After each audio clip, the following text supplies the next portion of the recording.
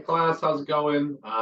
Good to see everyone today. I'm just going to post the remainder of chapter 2 to YouTube to wrap up the week.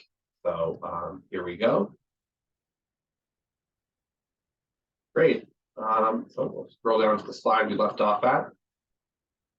We talked last about solvency ratios, which is the net worth at any given point in time.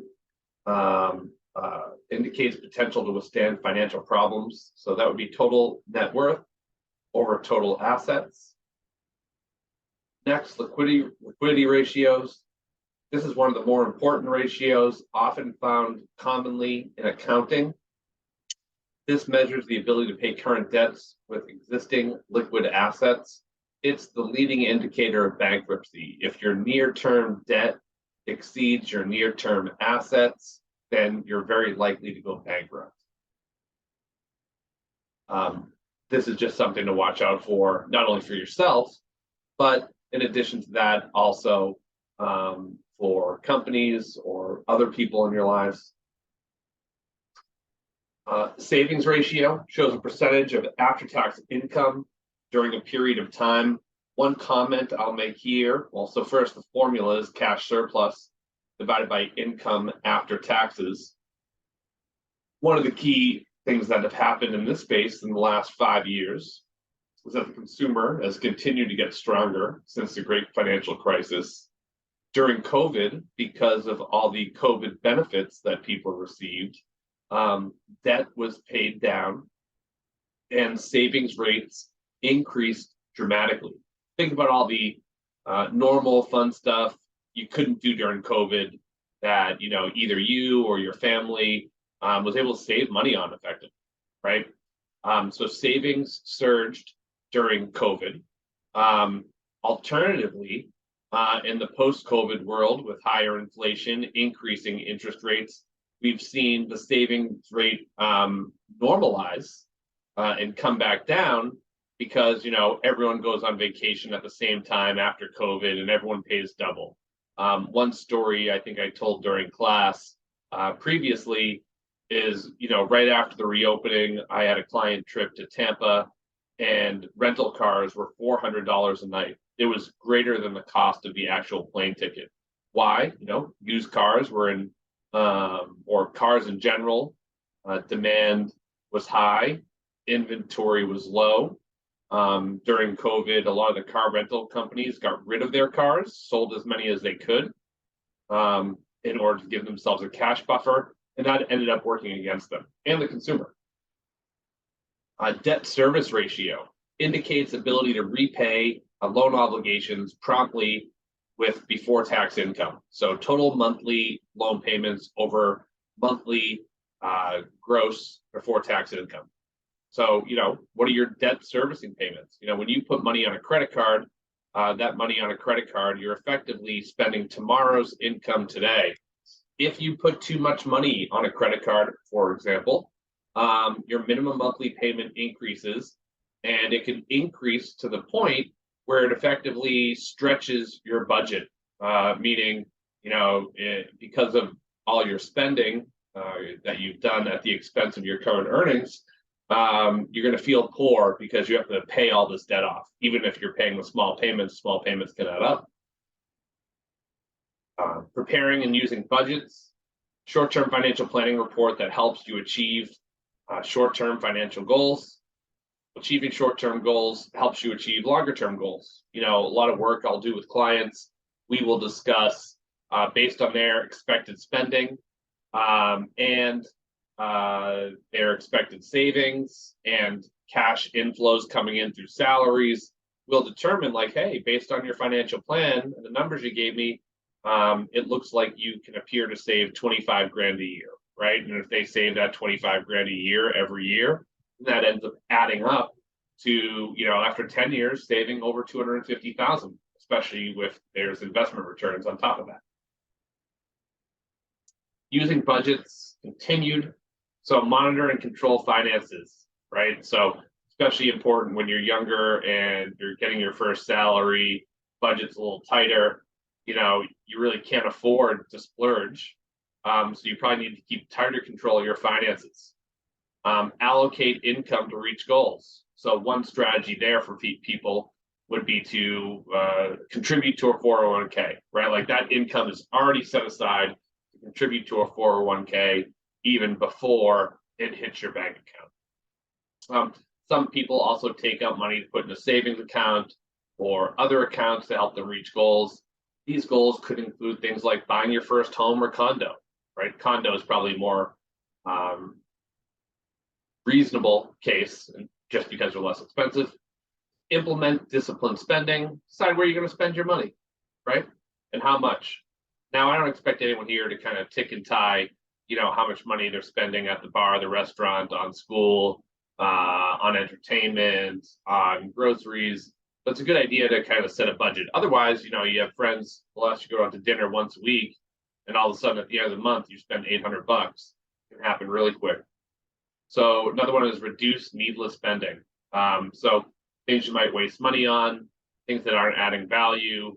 If you ever get like a fancy gym membership, they'll be like, you can go here for actually really cheap. You just don't get Starbucks every day, right? But like, that's actually not that wild of a sales pitch, because if a Starbucks costs $7 and you get it 5 days a week, that can add up pretty quick. That's about $140 a month, assuming there's 4 weeks in a month. So, that could be half a car payment on a Honda Civic or your insurance payment. And all this stuff will help you achieve your longer term financial goals. Estimating income, this is a challenge, especially when you're younger, because your income usually increases at a pretty rapid rate, right? Because you're starting from effectively such a low base. So estimating income in the early years can be challenging, because some people will get big raises early on and some people will put it forward. So like deciding at 25 what you're going to be making at 40 can be a challenge. However, doing a financial plan for someone who's 40, you have much more certainty in their income, the next 20 years, because they're already kind of on a track, where it's really difficult to assume an income when someone's on the younger side, because you really just don't know where they'll end up. You will see most of your largest salary gains likely happen between 25 and 45 years old, and then it kind of flattens off quite a bit for most people. Estimating expenses, again, that's probably easier than estimating income. But, we also know that when your income increases to a great degree, your expenses will increase too. For example, you're making 50 grand a year, you have 2 roommates in a used car, you make 100 grand, you have a place for yourself, and you buy a new car, right? So your spending is increasing just as much as your income in those scenarios. And then you finalize a cash budget. How much money do you actually have to spend, right? People will get in bigger trouble with credit cards because they think they have a mental budget, and then all of a sudden it's the end of the month, rent's due, their friends invite them out to dinner, and they feel pressure to go, and they spend money they don't have, right? So trying to figure out how much money you do have and budget that is extremely important. Dealing with deficits, shift expenses from months with deficits to months with surpluses. So here's a good example. Whether you own your own home or your own condo or an apartment, you likely have a heating bill. That heating bill, last month was pretty big. Last month heating bill was like $400. Guess what the heating bill is in the summertime? $0. So the heating bill company will give you 2 options. They'll let you spread it out over the course of the year, or they'll let you pay it as you go. I choose to pay as I go because, effectively, I feel the pain more if I turn up the heat too high, and I see it right away, right? So I might be more conscious of like, hey, you know what? I'll make sure to turn the heat down to 65 when I'm not there. And then plus it feels like a reward in the summertime when I don't have that bill. So there's bills like that can be seasonal. Other seasonal expenses could be like a vacation you're planning with you and your family or your friends. Use savings, investments, or borrowing to cover temporary deficits. I had a client, he wanted to buy a boat. He had all this money in his brokerage account, and we effectively used his brokerage account to pay for the boat because he was expecting $50K 6 months from now anyway. So he wanted to spend it today, even though the money wasn't coming in for 6 months. So we use his investments to effectively cover that. Strategies we used in his investment portfolio, which we'll talk about later in the semester, included tax loss harvesting, where we offset gains and losses to get him cash with zero tax impact. That's also something you guys can look up on your own too. It's a great term, tax loss harvesting. If you end the year in a deficit, potentially liquidate savings and investments. If you have debt at 18% or 20% interest, and you have a savings that gets you 2% interest, it makes no sense to keep the savings at such a low rate of return when you have such a high payment on interest rates via the credit card. You could potentially borrow to cover a deficit. So if you're actually out of money, maybe you increase your credit card debt to pay the bills you need to pay. You can also cut low priority expenses. Hey, your friends invite you to go eat or have a drink for the last 2 weeks of the month. You can't afford it, you don't go, right? You can also alter your spending habits. Stick to the dollar drafts, right? Don't get the fancy drinks. You can also try to increase your income. One of the big changes in our modern economy is our ability to impact our income pretty quickly. Now, I'm not saying you guys should drive for Uber, but 20 years ago, you wanted to make money, you got to apply for a job, go for an interview. Maybe they didn't even have an online job application. It could be like 30 to 60 days between wanting to make money and actually making money. If you're in desperate need for cash, I think it takes like 3 business days to sign up for Uber or Grubhub or any of these other kind of on-demand work services. So that could be a pretty powerful driver for the economy as well, because there's more effectively liquidity and income, meaning it's easier to turn on the cash machine should you need it. Budget control schedule compares actual figures with various budget categories and shows variances. This is an exercise I'll go through with clients. They tell me their budget, then we look at their actual spending and see if there's variances. Again, I've used this joke in class, like the doctor asking you how much wine you drink. You say a glass, doctor writes down a bottle because he knows you're BSing a little bit and fudging the numbers. So same thing here with the budget control, seeing what the actual numbers are versus what they had expected. And some people are better than others at this. Like some people really tick and tie their expenses.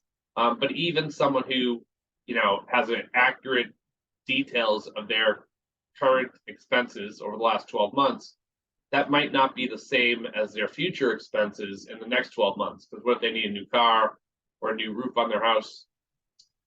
Continually update your budget based on actual figures. Some people will leave stuff off, be like, oh yeah, I forgot I buy a car every 3 years, right? And I didn't include that as part of my spending. Well, of course it is. Value of money. Putting a dollar value on financial goals. A dollar today is worth more than a dollar received in the future because it can be invested and earned interest today. Types of time value money calculations. These are very important.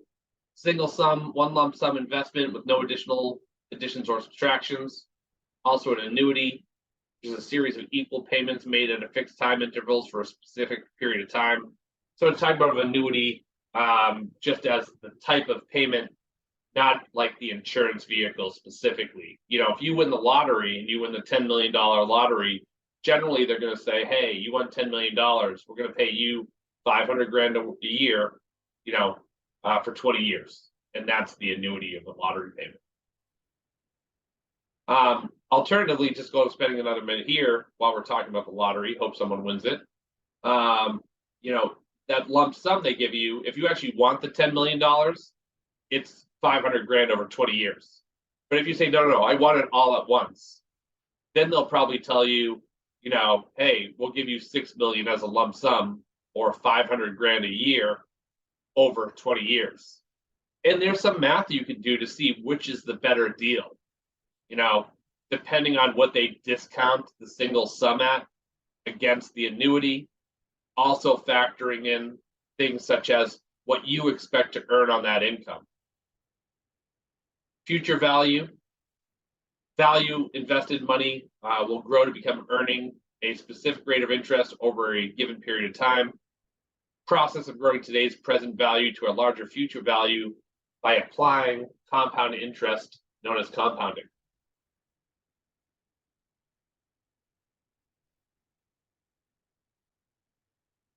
Calculating the future value of a single sum. What will $5,000 grow to become if invested at 6%, 5% for 6 years? So I'll show you this hopefully on my calculator really quick.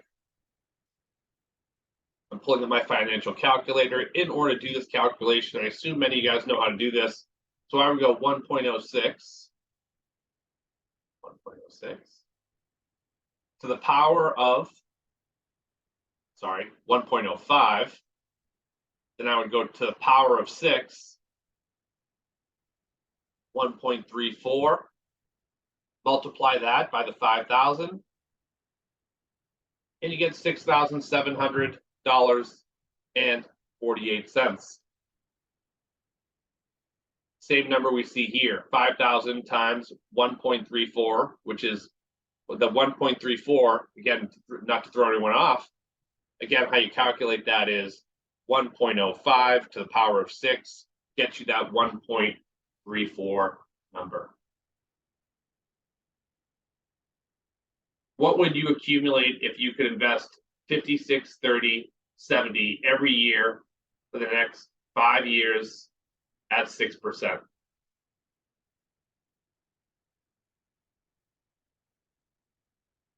So find the future value of an annuity factor for 6 years and 5% in Appendix B.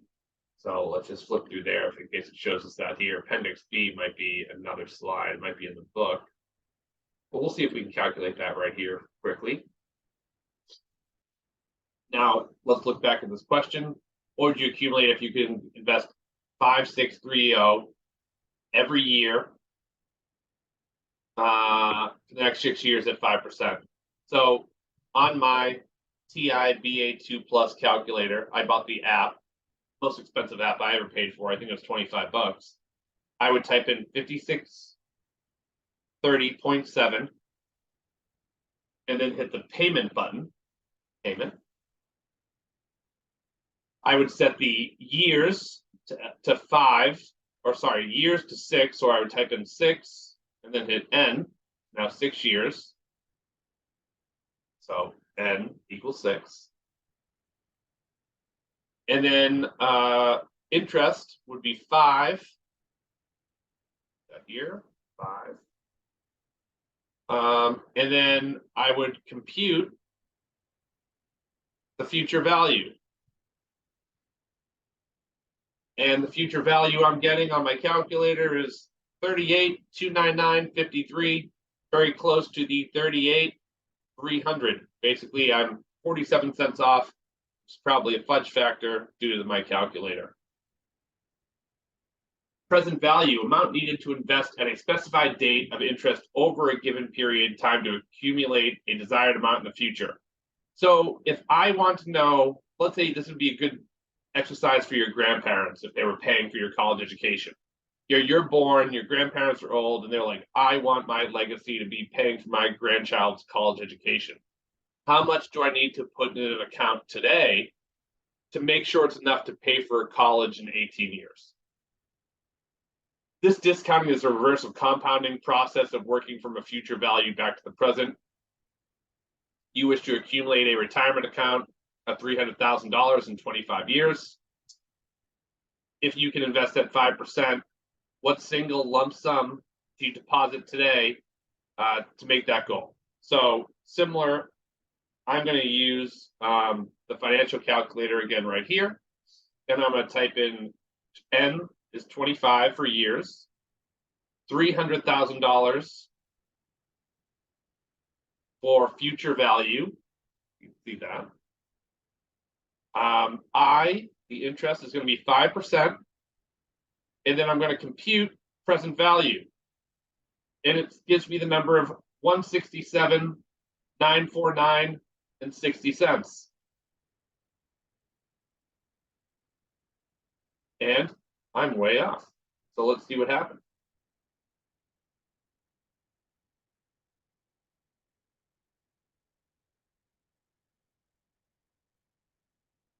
So right here in the calculator is the directions I should have followed.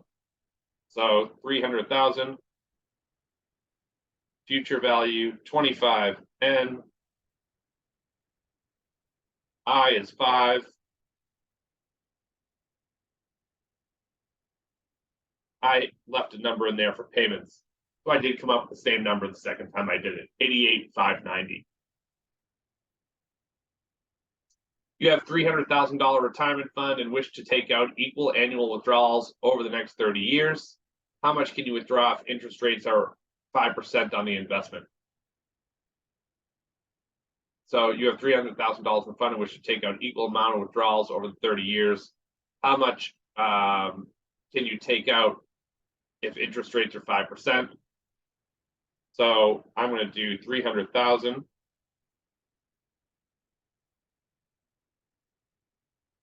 Present value, 0 for a future value, right? Because we're spending it down. N is 30, I is 5, and I'm calculating the payment.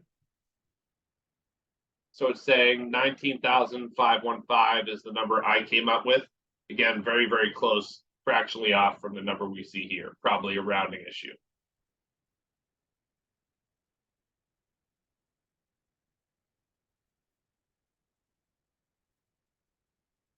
All right, guys, that was it for today. Thank you for your patience. Hopefully this was helpful, and we'll move on to chapter 3 next week. Thanks, and enjoy your weekend.